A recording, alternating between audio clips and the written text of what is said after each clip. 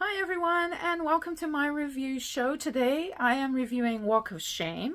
It's a movie about a lady who works for a smallish TV company as a news anchor, and she goes for a promotion into a larger company, and she finds out that she doesn't get the job. She loses. It's between her and another lady, and she thinks she's got it, and then she doesn't get it. So she's really depressed about it, and her friends come over to cheer her up and tell her to go out for the night.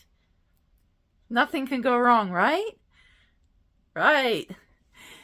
It starts off with her friend forcing her to wear this yellow dress, which was ridiculously small. It's a t-shirt, not a dress. It's a t-shirt. And, okay, I admit it. I've worn t-shirts out before too, like that. But anyway, we won't go into that. That was a long time ago. Anyway, you know it's not going to go right because it's a comedy. And it's got to go wrong, and you know it's going to be a little bit slapstick. So I was prepared for that. And the name of the story is Walk of Shame. So she's going to meet a guy. She's going to go around his house, and she's going to have a good time. That all happened, which was wonderful. But then it all goes to crap when she finds out that she actually did probably get the job because they get some dirt on the other lady that was supposed to be doing the winning the show anchor job. So she finds out at, like, I don't know what time in the morning that she could be in with a chance of getting this job. So she has to go home. The guy that she was with drove her car home, but he parked it in a tow zone. I kind of started to lose interest, not lose interest, but think, okay, this is a kind of a plot hole I don't like. The guy lives there. It's his house. He's going to know where the tow zones are, right? He's going to know where there's a good place to park. And it's someone else's car. So you're going to look after it, right? Stupid. Anyway, what is it with stupid women or like shows nowadays that they do stupid things, like really stupid things? Not just like, oh, it got towed away because the number plate got broken off or something. No, it gets towed away because the stupid idiot parked it in the wrong place. Anyway, so she has to get home with no phone because she leaves the phone at the guy's house. Who leaves their phone anywhere these days? Wrong. Another plot hole. Sorry, I don't believe it. Anyway,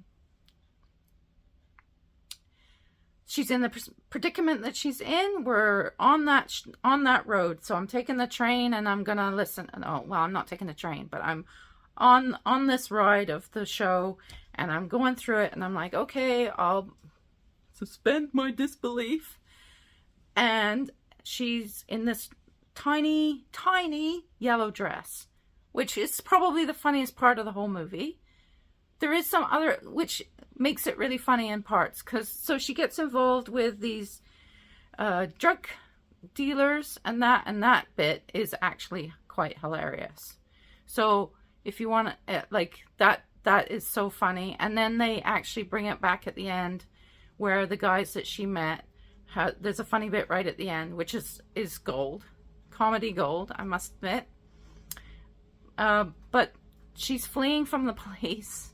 And then before that, these police officers don't want to do the paperwork, so they kind of just don't listen to her and tell her to get back to work because they think she's a prostitute. And it's kind of like, what? Where did that come from? And the thing is, no one recognized her, even though she lived. I guess that was a funny bit.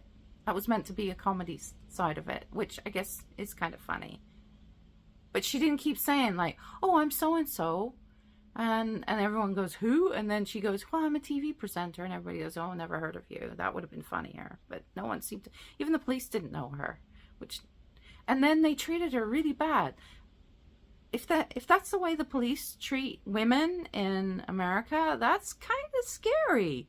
Like, this woman is begging for help from these police officers. And they tell her to piss off, basically. Excuse my language, but yeah, they tell her to get lost. So, what's that all about? Why? Oh. Anyway,